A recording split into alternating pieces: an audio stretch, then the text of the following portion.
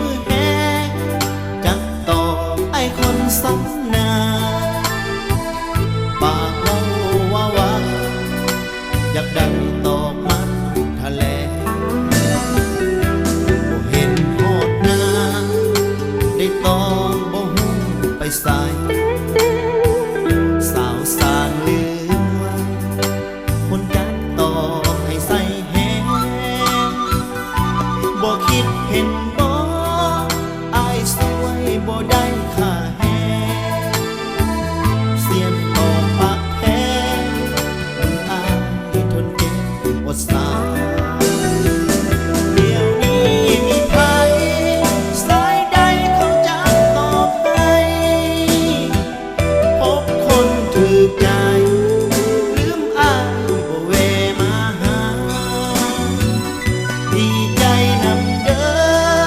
ฮักแพงคือเก่าผ่านมามือใดทว่าอยากได้ตอบอีกมาเอาตอบให้แน่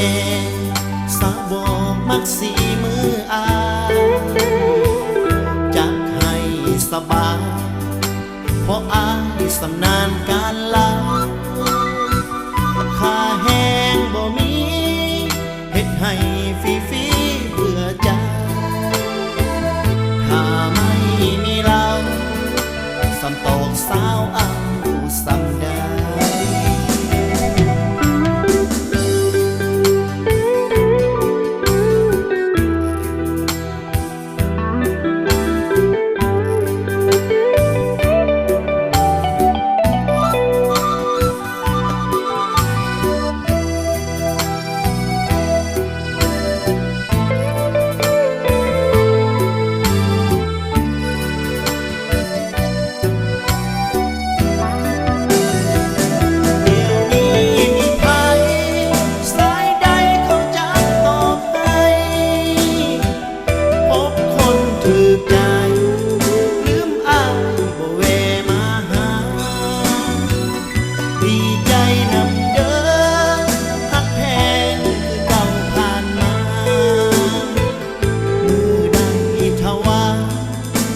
ได้ตอบอีกมา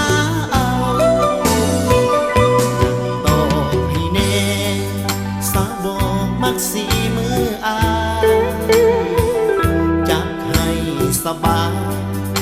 เพราะอายสำนานการลา